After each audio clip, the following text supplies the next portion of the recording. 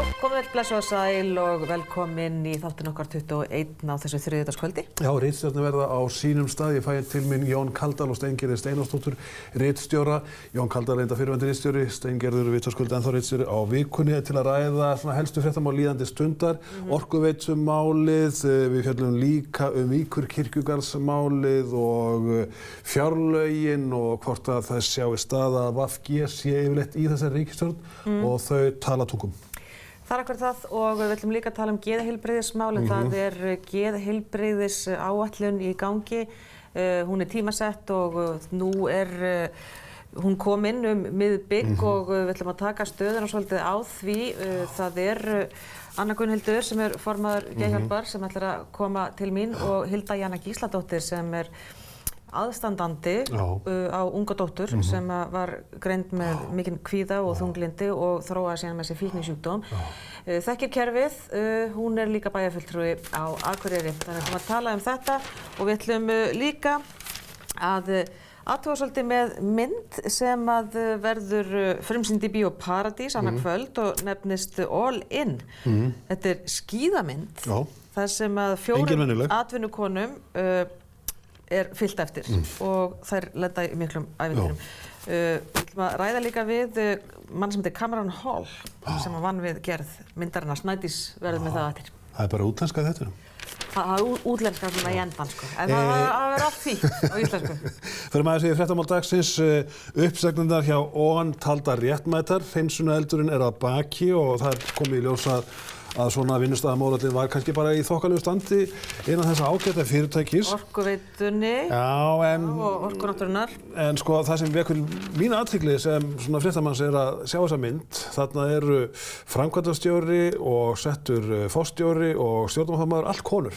Tímanna tákn. Já, Helga hún var nú bara þarna tímabundið til þess að leysa Bjarna. Já, Bjarni hann kemur tilbaka, sem forstjóri Orkuveituna núna í lok mánaðarins. Svona samt samfélag okkar að þróast í jafnræðisátt, en talandi þetta mál sko Bjarni Már Júlíusson sem fekk sparkið alveg eins og Áslaug Thelma Einarsdóttir. Hann barmar sér í Fréttablaðinu í dag, athyglisverð grein, markaðssettur spuni segir hann.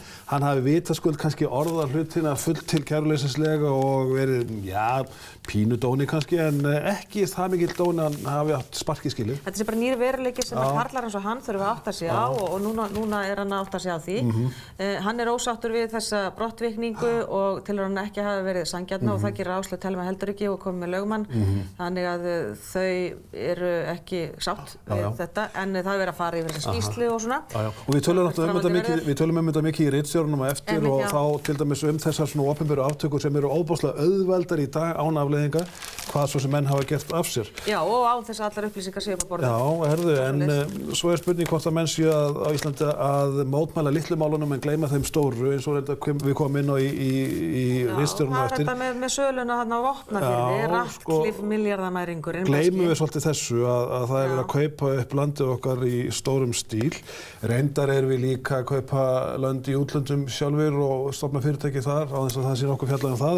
Já, og eignarhaldið eitthvað verra Breti í þetta land en Íslendingur fyrir en eitthvað verra með það. En þannig sagan endurtaka sig, hann vill að það verið búið á sig jörðum áfram gegn litlu gjaldi eða engu og þá erum við komin í gamla leiguliðakerfið aftur. Það? Já, sumpart. Ég meina, það ekki bara eins og gerist og gengur venjulega? Þú borgar leigu á jörðinni eða lítið kannski vakir bara eitthvað gott fyrir þessu manni, ég skal ekki segja. En stóra spurningin það til góðs eða ills að útlendingar eignist stóran part af landinu, að vísu þetta ekki kannski stór hluti en þetta í áttina því að vera heilu og hálfu dalinir. Já, en það á sé að stækka, Sundahöfn, þetta annar mál og svolítið vandræðilegt vegna þess að borgarráðsins hefur ákveðið að auglýsa nýtt aðalskipulag eða fara í nýtt.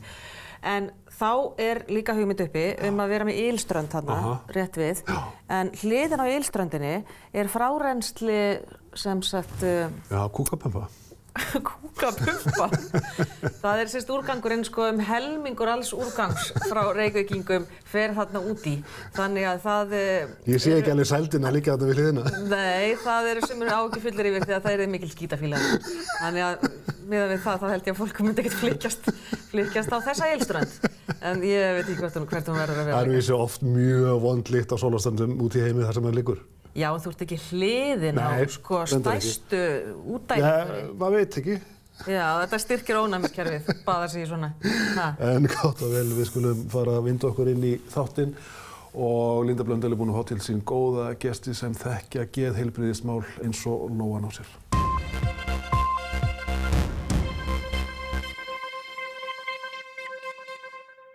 Já, við ætlum að byrja á geðheilbrigðismálunum. Þar er margt óunnið.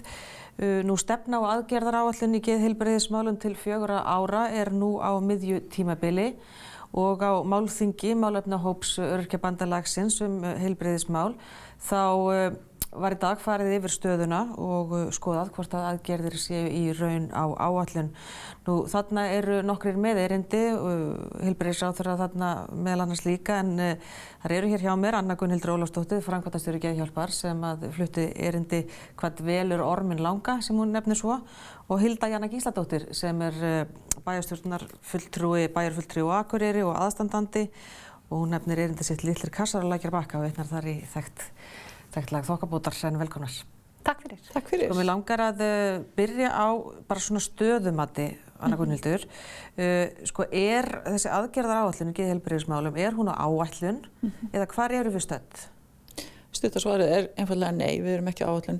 Það eru 18 verkefni innan geðheilbrigðisáætlunar og þegar ég taldi í gær þá taldi ég sem sagt 5 lokið, 3 sem væri verið að vinna að og svo eru 10 sem ekki hefur verið hafist handa við. Já. Og við erum að tala áætlanir rennur sitt skeið og enda í lok næsta árs. Hver eru stóru málin á þessari áætlun? Stóru málin, það eru þetta kannski svolítið afstætt, hvað eru stóru málin. En það eru auðvitað gleðilegt að þessi áætlun hefur valdið því að það er búið að ráða til dæmis sálfræðinga fyrir börn og allar heilsugæslur í Reykjavík og víða út á landi. En það er alltaf svolítið erfitt að átta sig á stöðun út á landi eins og fyrir mig, ég veit ekki alveg, það er svolítið erfitt að kanna það, en hérna í Reykjavík er líka að byrja að ráða sálfræðinga fyrir fullorðna sem skiptir auðvitað gríðarlega miklu máli. Svo hafa verið stofnuð geðheilsuteymi, núna eru komin 2 í vestur og austur Reykjavík og svo að Kraginn að vera á næsta ári. Það hafa líka verið stofnuð geðheilsuteymi eins og á Vestfjörðum og víða út á landi, þannig að það er mjög jákvætt. En það eru þarna stór verkefni eins og þetta verkefni með að binda í lög að sveitarfélög og ríki hafa með sér samstarf. Já. Og það verið ekki verið hafist handa við það og ekki heldur stuðning við fjölskyldur sem hangir síðan á því verkefni. Já, það er stóra brotalömin, sýnist mér svona á ykkar erindum og þíns. Varðandi þessa gjá, bara á milli sveitarfélaga og ríkis. Fólk dettur bara ofan í einhverja gjá þarna á milli. Já, það er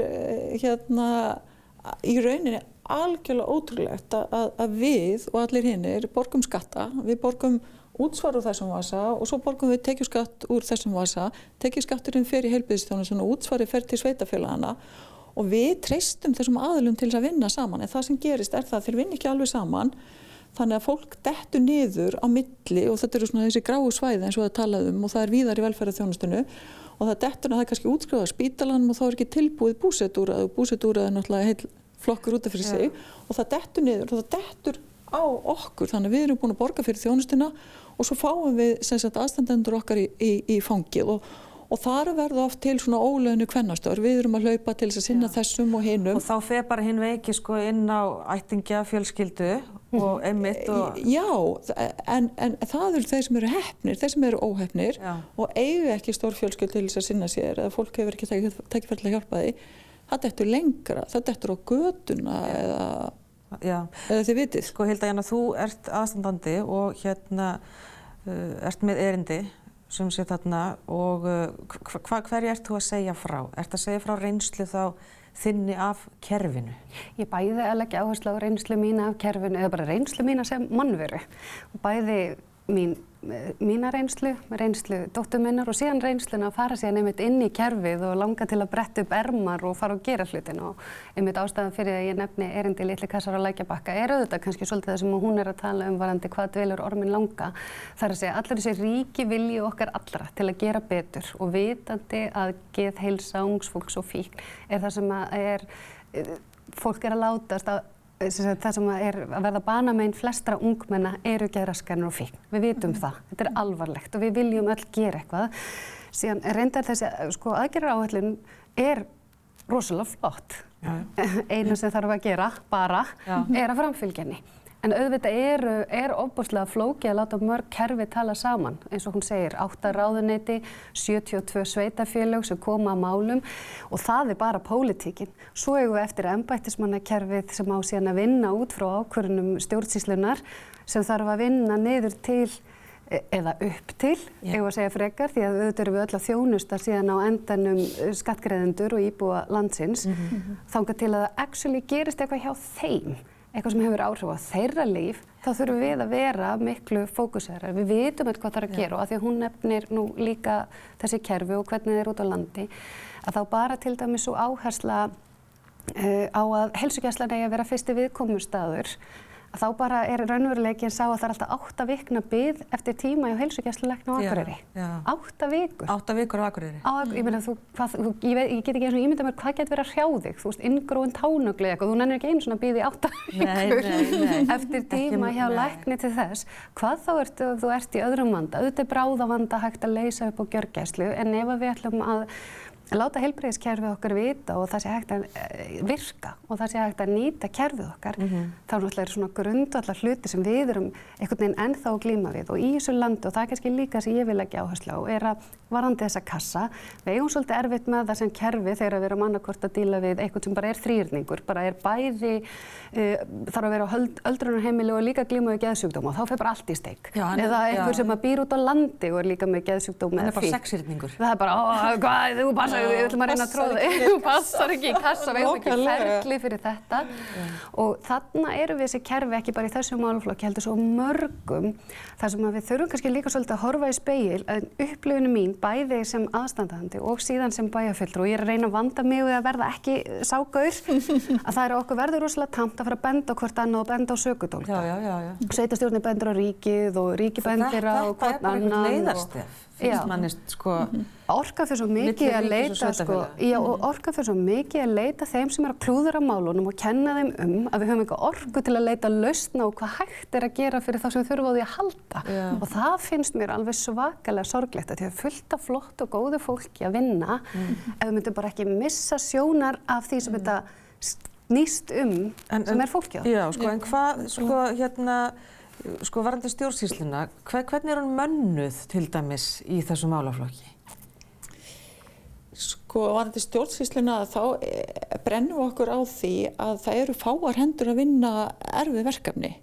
Ég veit ekki alveg hvort það vegna þess að það eru of fáir í stjórnsýslunni eða hvort það eru fáir sem að actually vinna í stjórnsýslunni. En það snertir 8 ráðuneyti. Það stoppar ofboðslega oft á bara einhvern skrifborðum vegna þess að pólitíkin ber svo mikla, embættismennirnir ber svo mikla umhyggju fyrir pólitíkin að þeir eru sífellt að vera í annað búið einhverja reglugerðir og stoppa þetta. Svo stjórnmálamaður sem ekki gera einhverju vitleysu. Já, nákvæmlega.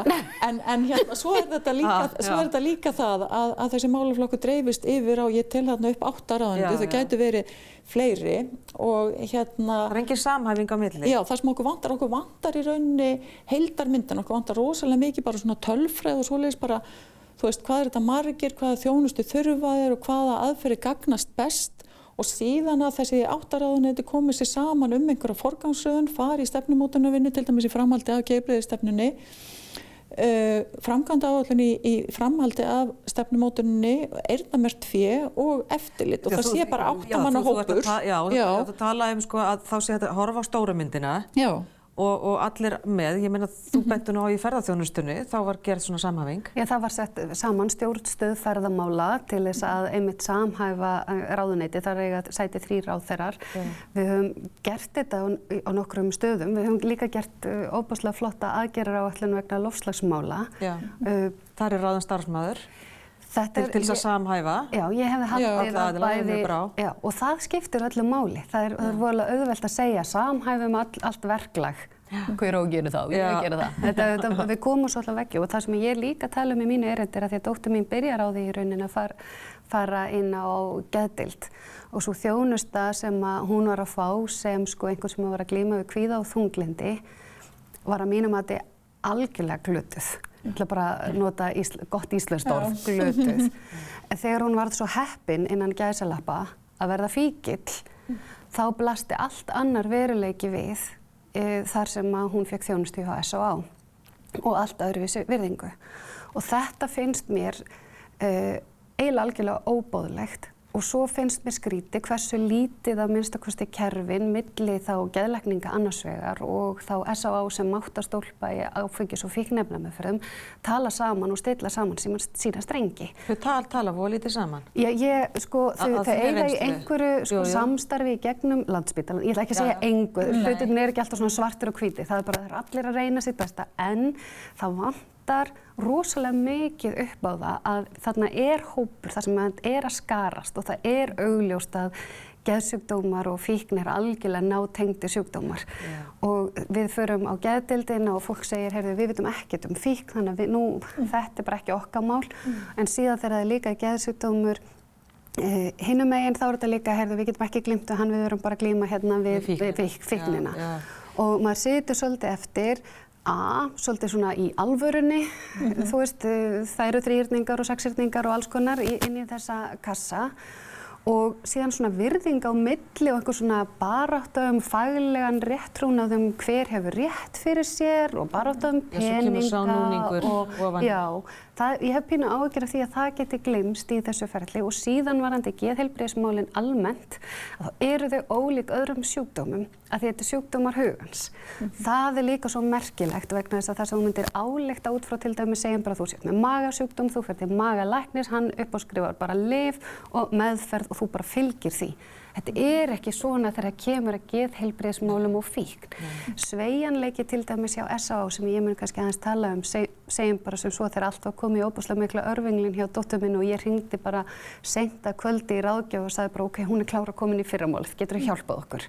Og hann fer bara og leysir það og ég má fara með hana inn klukkan 8 morguninn en hún átti innlögn viku áður og bara fór ekki, var bara ekki störd í buskan. Þegar fíkillinn tilbúin bara inn? Já, en það sama með geðheilbrigðismálin sjálf inn í þessa verndaða umhverfi og fagmennsku.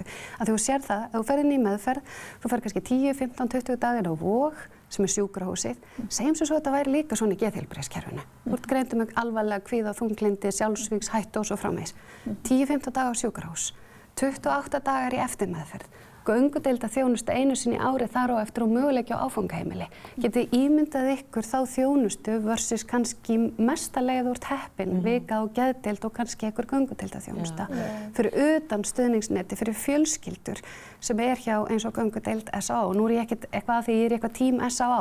Þetta bara staðreyndin. Þetta bara þín reynsla af þessari þjónustu. Já, akkurat. En það sem líka vandamálið og Hildur Janne náttúrulega lýsa það þarf að vera búa til svona ferla og svoleiðis að það eru oft búnir til út frá starfsfólkinu en ekki út frá manneskjunni. Ekki út frá þjónustu. Já, notandanum og það ætti auðvitað að vera þannig og svo líka annað vandamál. Ég skil alveg að það þarf að búa til ferla og eitthvað svoleiðis en ferlar alltaf að vera fyrir fólkið og við pössum ekki alltaf öll inn í ferlana og það líka að hvetja heilbrigðisstarfsfólk til þess að fara út fyrir ferla þegar að við þannig að þeir séu ekki hræddir við það. Já, já.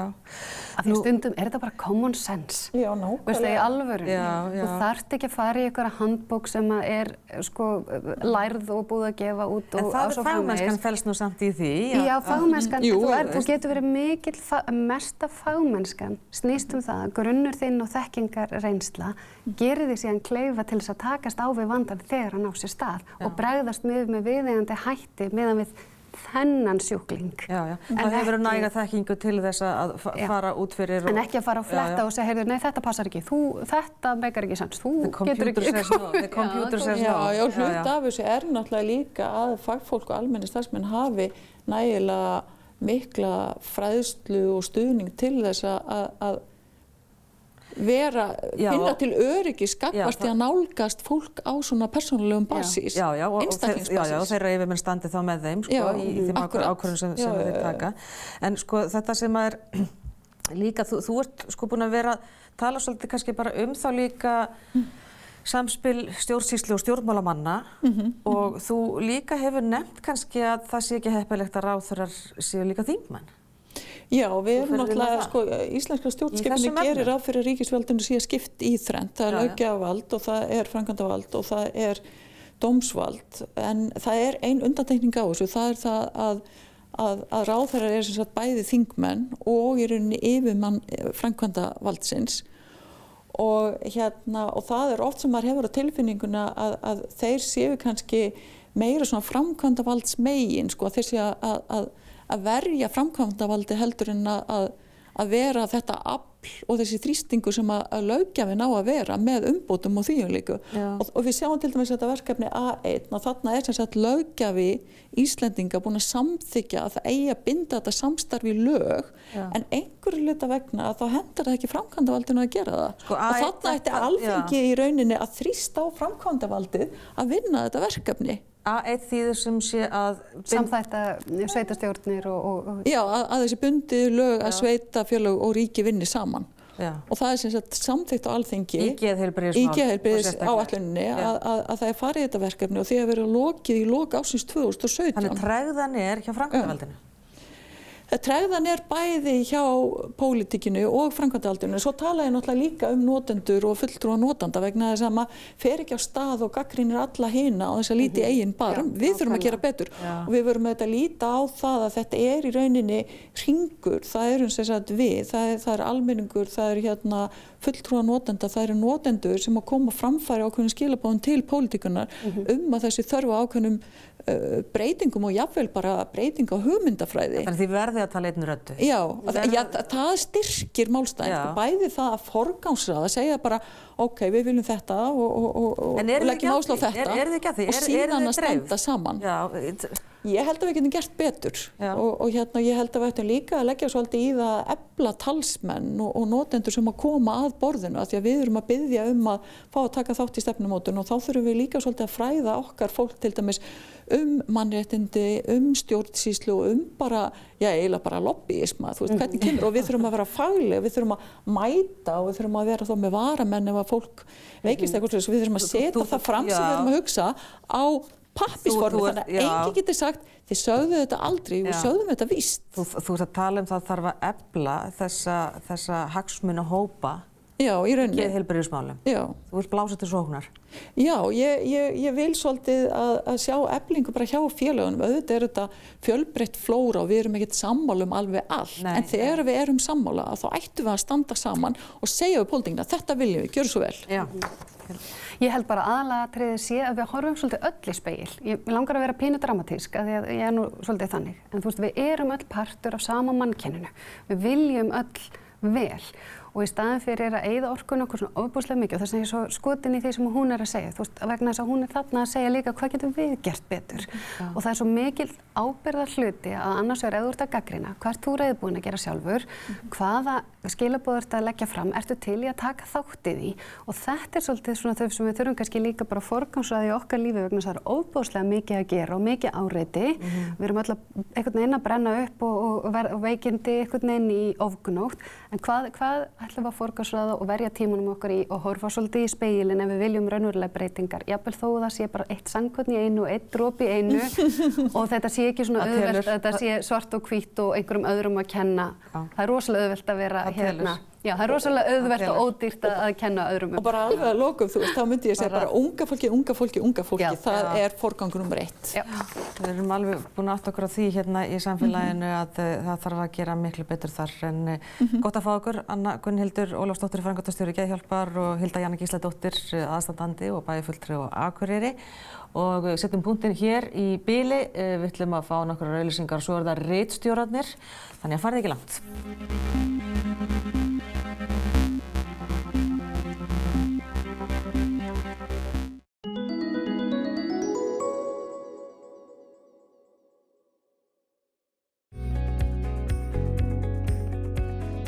Gefðu gjöf frá frægustu hönnuðum heims.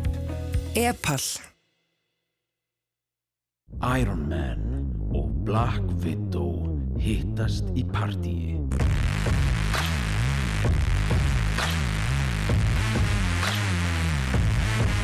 Hvað gerist næst? Sjóvá efst tryggingafélaga í íslensku ánægjuvoginni. Við gleðjumst yfir því að viðskiptavinir okkar séu ánægðari. Gerum tryggingar betri. Sjóvá. Viltu vera meira áberandi? Höfum til leigu 16 fermetra LED-skjá á færanlegum vagni. Long EHF, sími 696 9073. Pílukast, borðtennis, biljard og margt fleira. pingpong.is.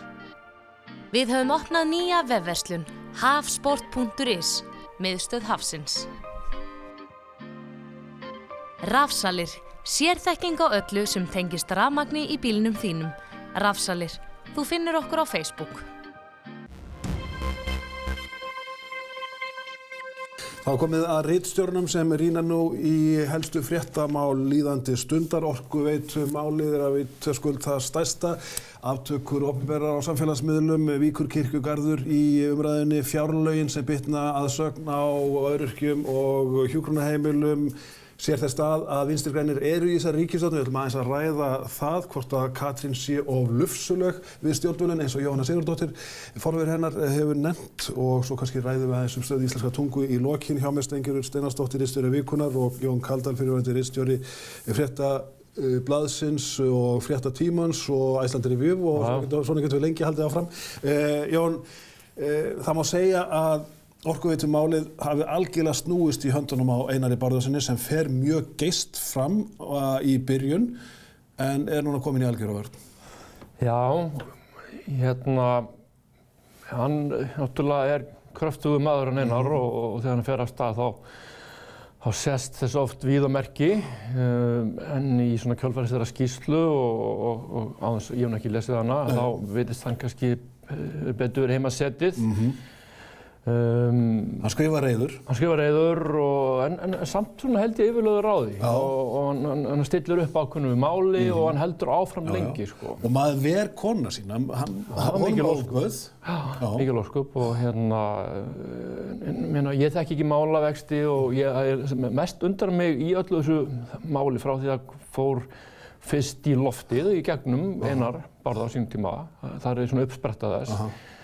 Það sem ég svona mest undrandi yfir hversu margir hafa verið tilbúnir að tjá sig opinberlega, hafa verið skrifað leiðarar, aðsenda greinar. Án þess að þekkja bakgrunninn. Án þess að þekkja bakgrunninn og jafnvel sko héldu þeir áfram þegar svona voru farnir að hringja ykkur á viðvörunarbjöllur að mögulega væri þetta ekki allt eins og hefði við borið fram. Staðfest svona þögn Orkuveitunar, fundir og þess að það kom aldrei hitt. Það eitthvað meira hann á bakvið. En þetta hinn óritskoði veruleika sem blasir við okkur í dag. Já, og það svona dálítið svona líka þessi kúltúr að skjóta fyrst og spyrja svo og við höfum séð þingmenn fara hana í einhvern viðhorfspistlum á Facebooku við þar og ég bara einhvern veginn, maður svona verður sorgmæddur dálítið yfir þessari óbæslegu dómhörku og þetta svona múæsing sem alveg óbæslega allan truflaði mig rosalega mikið, maður reynir að freka að hlaupa í hin áttina sko þegar maður segir einhvern æstan mú leggja af stað. Það kemur náttúrulega ekki fram í þessari úttekt Orkuveitunar sem hún lét gera af hverju Áslaug Thelma var látin fara en uppsögnin að sögn úttektarinnar réttmæt. Eitthvað hefur verið misfært væntanlega í starfi í ljósi þess en hefði Einar betur heimasetið?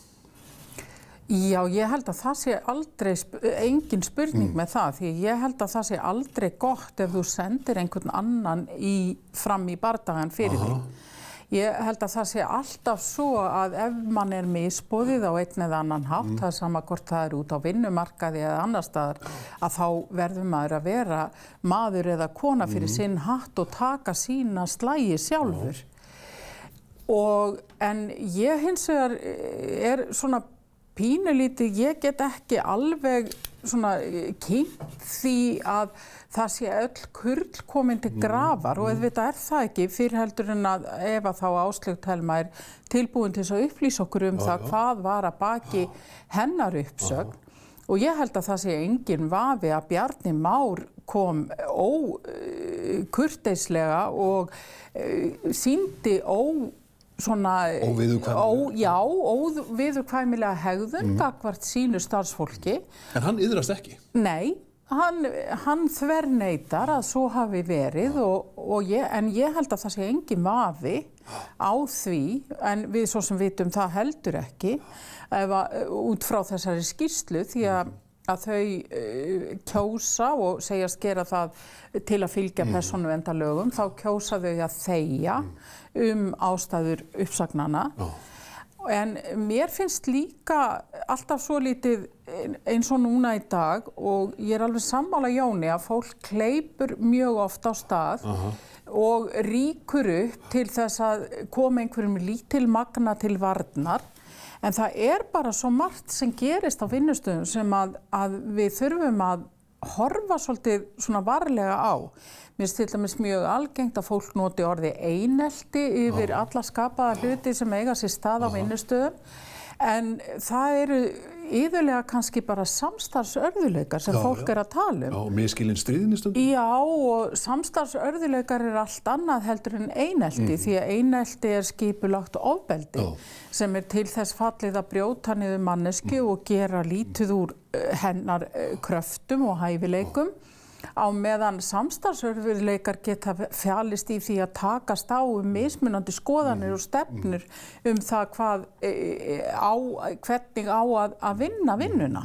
Það ekki öll komið til grafar í þessu máli klárlega, en ég tók eftir því hádegisfréttum að Helga Jónsdóttir, starfandi forstjóri Orkuveitunnar, útilokar ekki að Einar Bárðarson verði kærður fyrir, maður myndi halda þá tilraun til fjárkúgunar.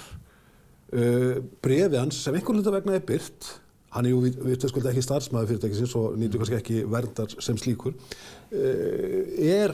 það harðort að það má túlka ýmislegt út úr því? Það Einar ekki starfsmaður Orkuveitunnar og nýtur þess vegna ekki trúnaðar. Það væntanlega sem bara staðreyndi málsins. Já, þetta allavega, mér finnst þetta fyrst og fremst kannski vera núna á þessari stundu bara ákveðinn harmleikur. Það sem nokkrir lendi í skollinu og menn sást ekki alveg fyrir. Og þetta sorglegt mál fyrir Einar kallinn, þetta sorglegt mál fyrir Áslaugu Thelmu. Ég efast ekki að þetta verði erfitt fyrir þau bæði bara að halda áfram sínum störfum annars staðar. Maður óttast fyrir þeirra hönd að fyrirtæki gætu hrætt að ráða hana í vinnu ef þau vona sig að fá svona lagað yfir sig.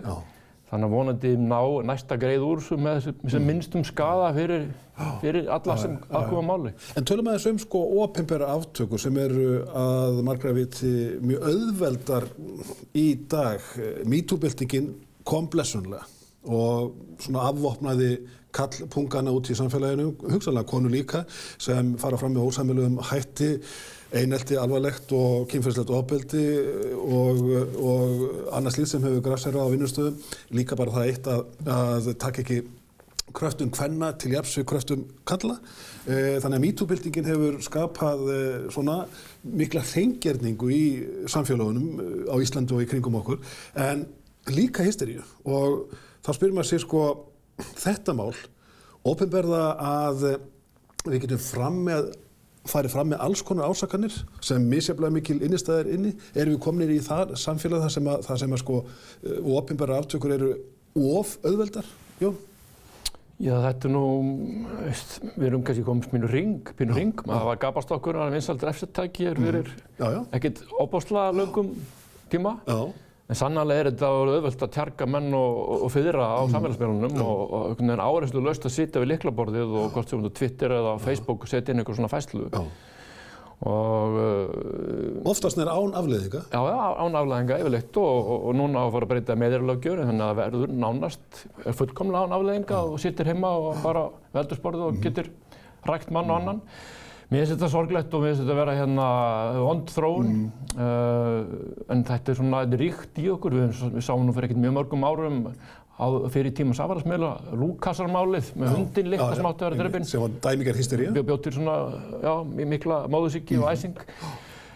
En vonandi lærum við eitthvað á þessu en ég veit ekki hvort þetta tengist mikið MeToo-byltingunni, þetta er þetta ákveðið högg fyrir hana en samt ekki þegar vera sópa undan teppinu sem sannarlega var þörf á að kemur stundum eitthvað kusk með. Og vonandi þetta mál einhvern veginn var reynt að hengja það á þá mikilvægu byltingu. Vonandi verður þetta ekki, ég hef ekki trú að verði henni til skaða lengi tíma. En línan kannski á að giska óljós, upplýsing, umræða óðbóðslega mikilvæg í lýðræðissamfélagi sem vil taka sig alvarlega. Við sjáum bara hvað samfélagi hefur batnað mikið með umræðu þunglindi, heimilisofbeldi og hvað þetta allt saman heiti sem var tabú hér fyrir örfáum áratugum.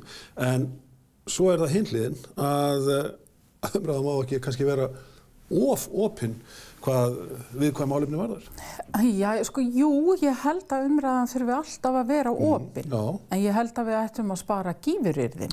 Það aftur annað mál. Og það bara svo ótrúlega margt sem þrífst í skjóli þagnarinnar sem bara verður að draga fram í dagsljósið. En það sem að kannski að gerast núna og kannski ekkert undarlegt að konur eru óskaplega reiðar og ég held að við þörfnumst þessara reiðu kvenna að sumu leyti og þær eru orðnar þreyttar á því að búa við dómskerfi sem tekur ekki á ofbeldi, þreyttar á því að bíða eftir því að staða þeirra batni í samfélaginu, að þær nái þeim árangri sem að þær svo sannarlega vilja að standa til jafns við karla í stjórnunarstöðum og þar fram til götunum. En það sem að við þurfum að hugsa að þessir menn sem að beita ofbeldi og koma fram með þeim hætti sem til dæmis Bjarni Már gerði, þetta eru menn og ef við ætlum að útiloka þá til dæmis frá því að vinna í þeim fögum sem þeir hafa menntað sig til, eins og krafan var með Hjört Hjartarson að hann ætti ekki að koma aftur inn í fjölmiðla og krafan hefur verið sú með fleiri og það var nú minnst ein kona sem lýsti því yfir að þessi menn ætti að vinna með götusópurunum og þá spyrir maður sig hvers þeir að gjalda. En þetta eðlilega umræðu, þetta orðið á hart? Þetta auðvitað bæði hart og miskunnarlaust, kannski skiljanlegt upp að vissu marki, en það sem ég að segja að við verðum sem þjóðfélag að takast einhvern veginn á við þetta, vegna sem við einfaldlega fungurum ekki sem þjóðfélag, ef við ætlum að sópa öllum karlmönnum sem beitt hafa ofbeldi í einhverri mynd, gagnvart konum, út í næsta flutningaskip og senda það út í ystu myrkur. Við verðum á einhvern hátt að gefa þessum mönnum færi á að taka þátt í samfélaginu og vera með í samfélaginu. Og ég held að það sé engum greiði gerður með því að útskúfa einhverjum hópi manna eða hópi kvenna og gera þá útlæga. Við verðum þá að hafa einhvers konar úrræði, hvort sem það meðferð fyrir ofbeldismenn eða einhvers konar bara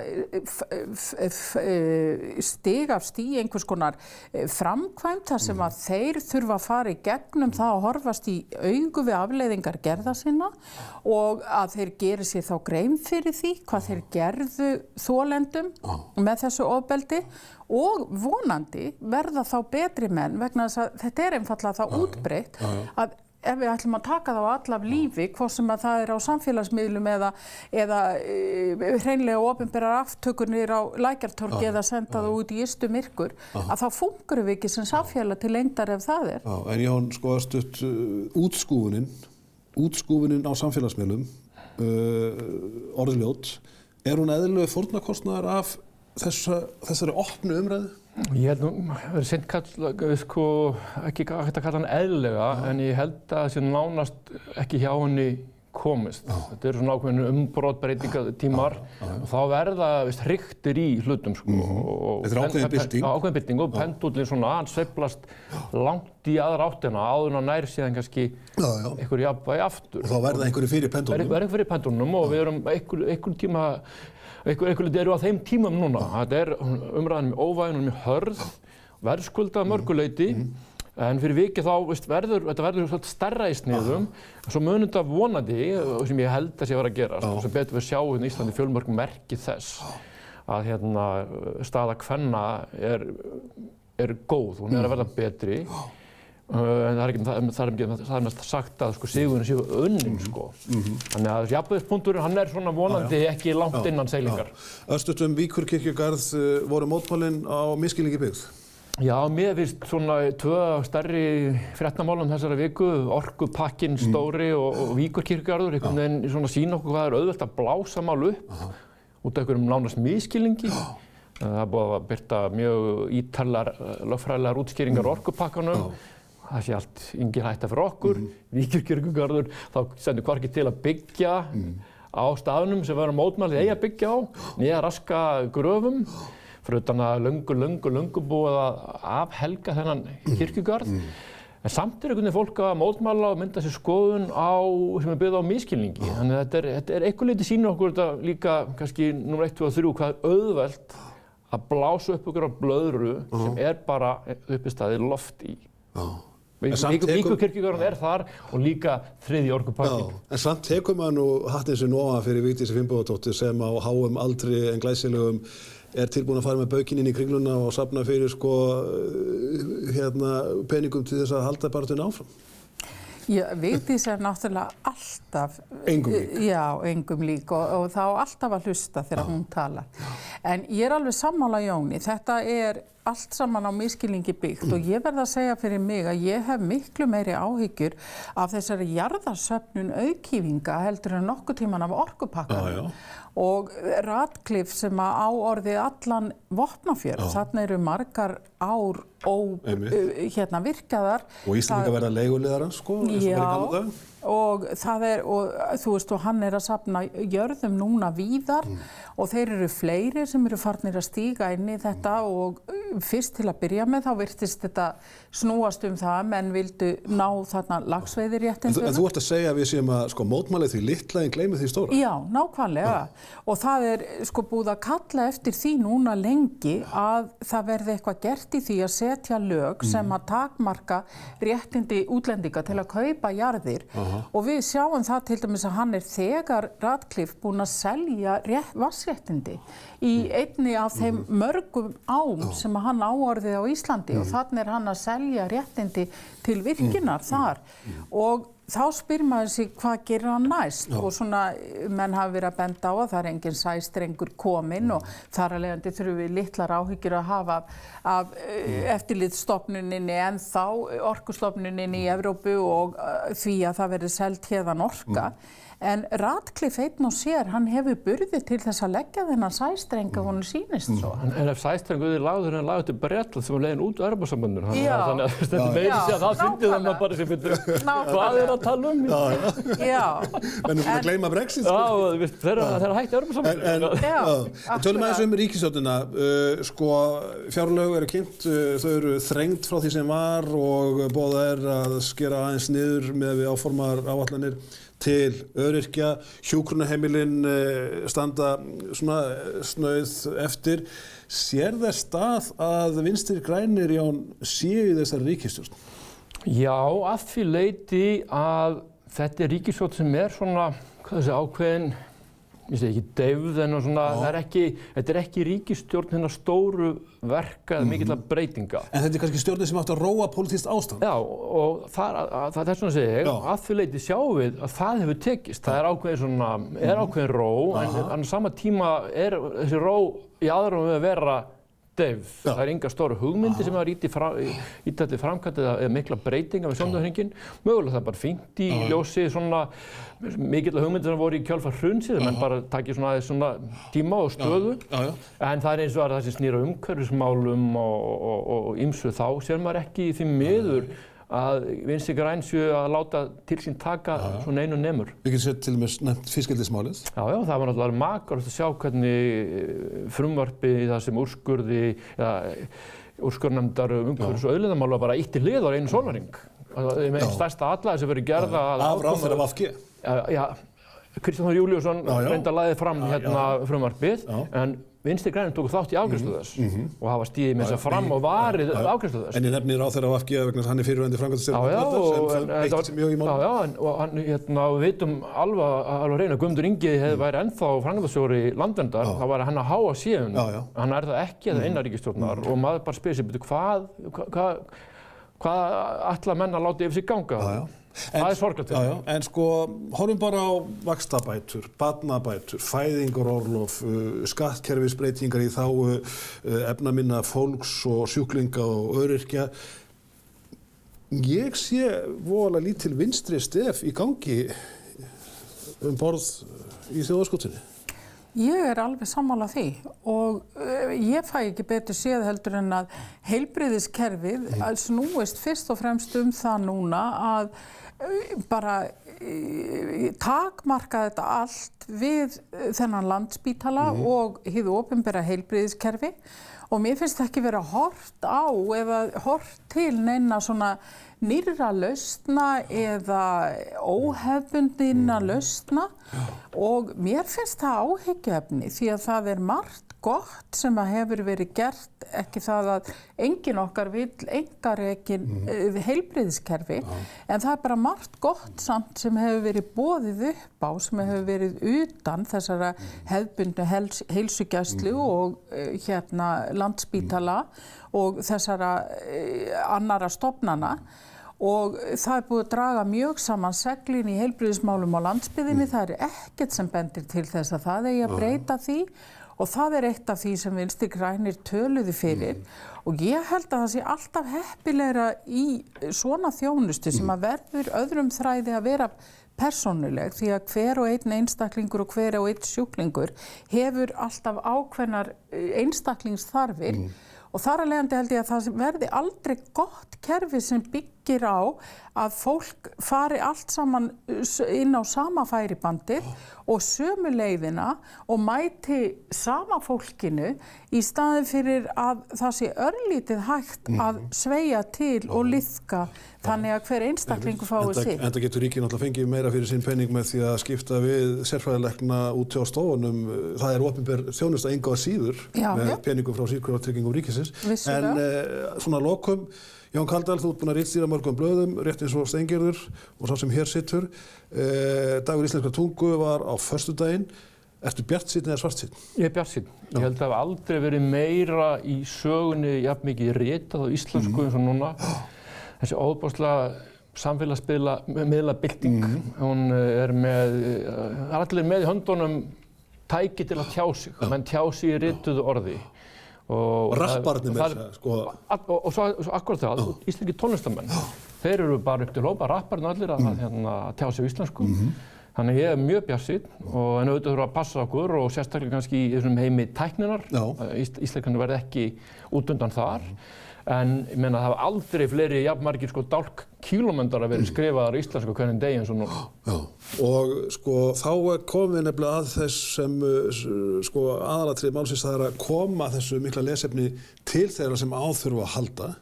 Og við tökum þetta eftir dæminu úr grunnskólanum á Bíldudal, þar sem gert mjög mikið átak í því að koma lesefni til barnanna og það skilar sér í meiri áhuga, meiri lestri og betri einkunnum.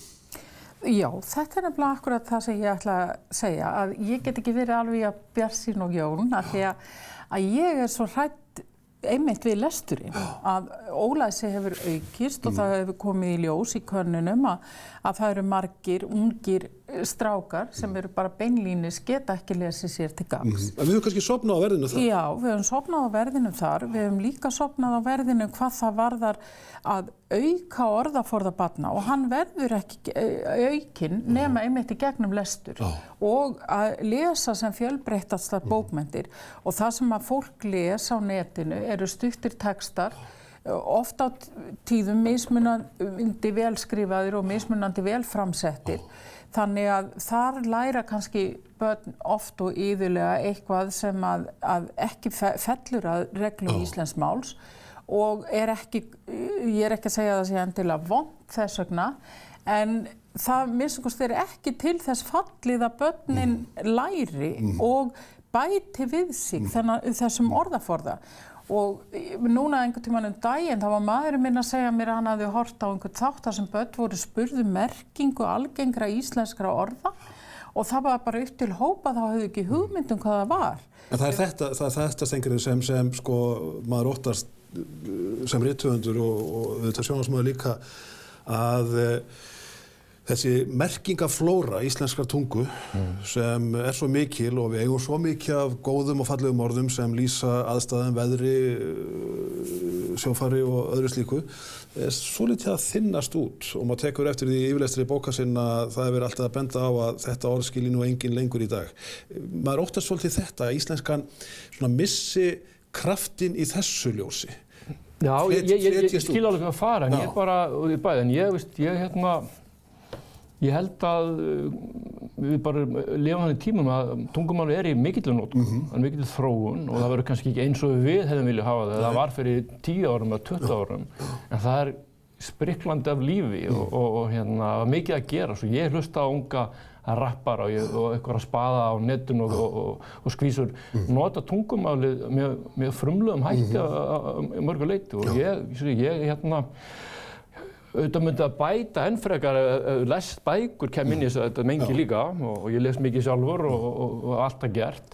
En ég held að ungir krakkar lesi miklu meira núna heldur en gerðu áður þótt að sé ekki bók á blaði, þeir lesa með öðrum hætti. Og ég held að ég allavega við höfum að rækta þetta áfram en ég er ekki svona svartsýnn. Gott að heyra það og við segjum þetta gott að sinni. Förum hér að afloknum auglýsingum að kynnast jaðaríþróttum eins og þær blasa við Snædísi Snorradóttur.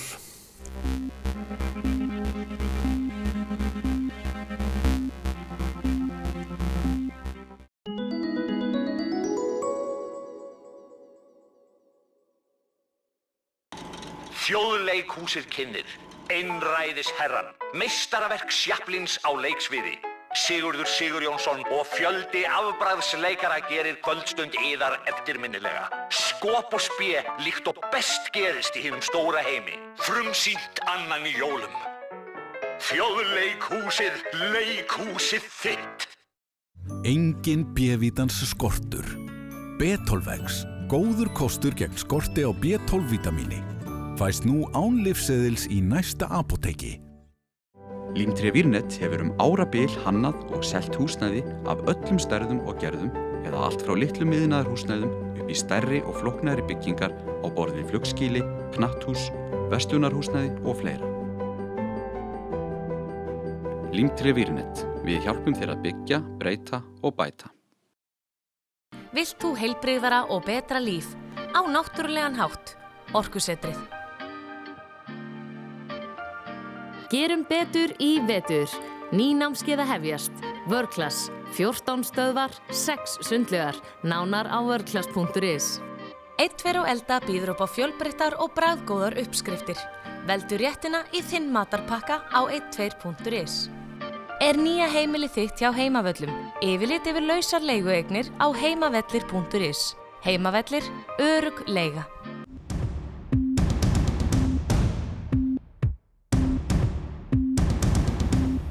Já, þetta voru hörkuritstjórar, ég að segja. Fólk sem kann að tala. Já, það kann að tala og alltaf hugsandi. Og málefnulegt. Já, ekki spurning. En við ætlum að fara í bíó. Á skíðum skemmti ég mér. Já, annað kvöld verður myndin All In frumsýnd í Bíóparadís og þetta skíðamynd þar sem að 4 atvinnukonum í skíðum fylgt eftir í þvílíkum ævintýrum og Fjallakofinn stendur fyrir frumsýningunni. Snædís fór í Fjallakofan og talaði þar við Cameron nokkurn Hall eða Hall. Á útlensku? Já, sem vann við gerð myndarinnar og við lofum ykkur íslenskum texta með þeirri.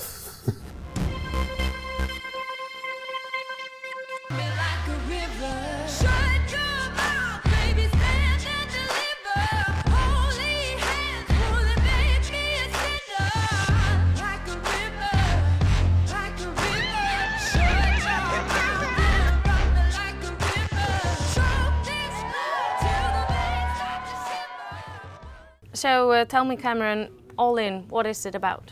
So All In is a brand new ski film that promotes female skiers as the recognised athletes that they are on an even playing field with men.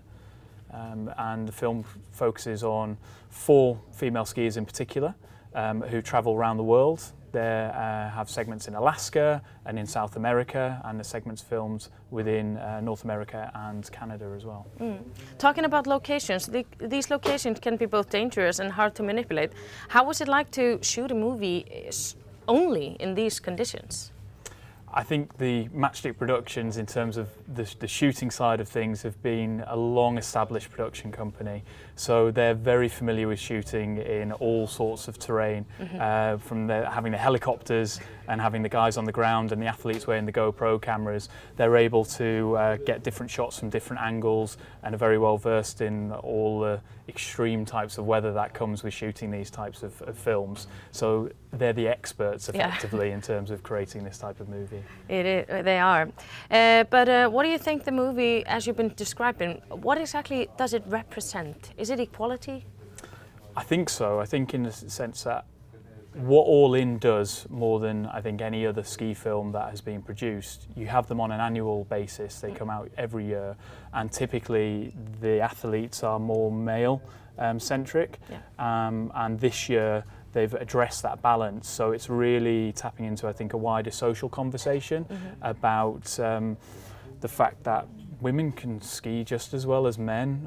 It's not really a feminist film, but it just promotes the fact that the female athletes are excellent in what they do, and that should be a positive message for any other women or men who want to get into skiing and snow sports. But what was your motivation to participate in such a big project as this movie is? What was your inspiration? I think what All In does is bring people together.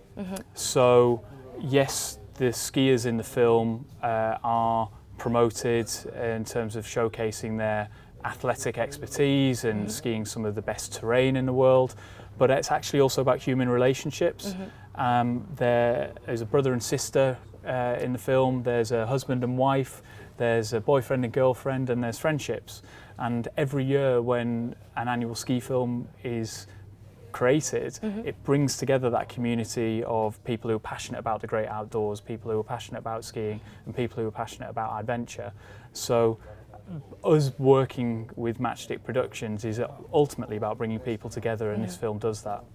So it is most definitely a family sport.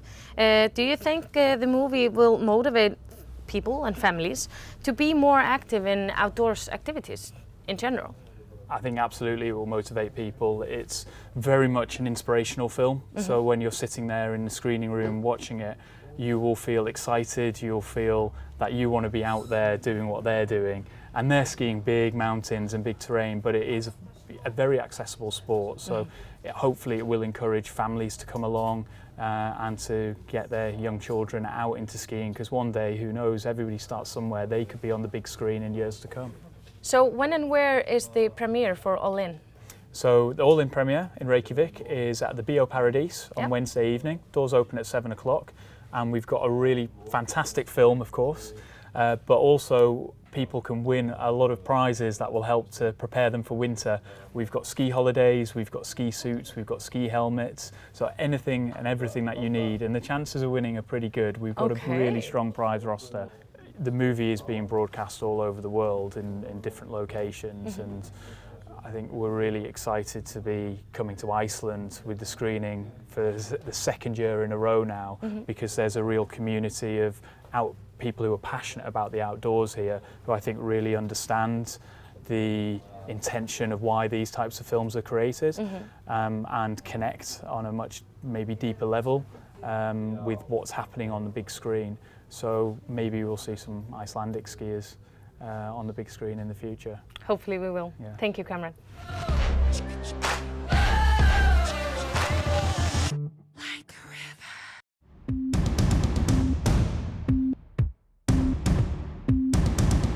Það er einmitt það, tíminn líður hratt og þetta er búið í bili hjá okkur á þessu þriðjudagskvöldi. Þetta er okkar 21.